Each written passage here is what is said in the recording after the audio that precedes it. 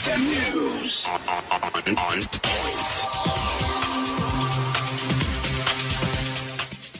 News on XFM. I'm Chris Tim. President Yoweri Kaguta Museveni has discouraged the NRM party supporters against gathering at the roadsides to show their support during his scientific campaign on radio and TV in the Laon sub-region yesterday. The Ugandan president said gathering exposes supporters to coronavirus. He insists that politicians who risk people's lives during campaigns shall face the law.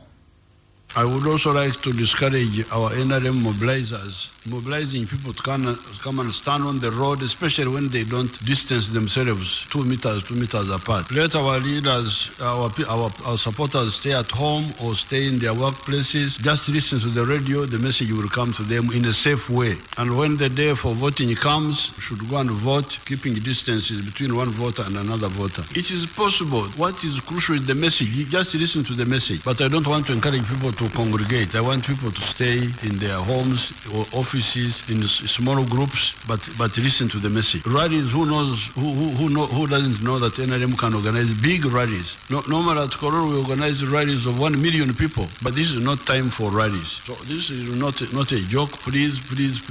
And anybody who violates these precautions should not be tolerated. Presidential candidate General Henry Muwenda has warned security agencies against being partisan while executing their duties. He made the appeal while concluding his second day of the campaigns at Makanga Town Council in Ruchiga district. He campaigned in the districts of Kabale and Ruchiga and is expected to campaign in Intungamu, Rwampara and Isinjiro districts today. And we've had the cooperation of the people, the security of, except Kisoro, we've had and Rwanda, the policemen and the soldiers. And soldiers, it is very interesting. We are stopping soldiers, people from going to meeting centers. That's why I had to do like a door-to-door. And then the cavalry people, you've seen them see us through. They have escorted us through, and we have no friction with them. We are extremely very grateful. These officers are paid by the Republic of Uganda.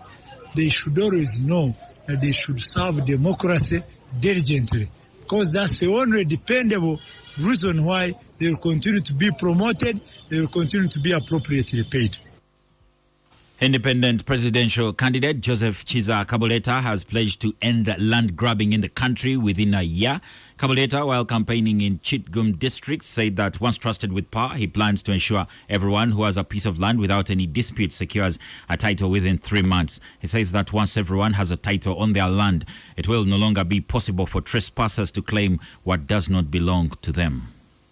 Boundaries, 3 months you have your land title and you move on, and then you can have security of tenure. You can even pass it on to your offspring and so on and things like that. But without that, the problem of land grabbing will continue. But thankfully, it can be solved in less than a year. Even that includes also those which have dispute. In less than a year, all land is titled at government expenditure, by the way. In world health news, New York has introduced new restrictions aimed at curbing coronavirus, with Mayor Bill de Blasio warning it was the city's last chance to stop a second wave. Bars, restaurants and gyms must close by 10 p.m. local time, and people can only meet in groups of 10 or less. The U.S. is seeing a surge in coronavirus. A record of 61,964,000 Americans were in hospital on Tuesday.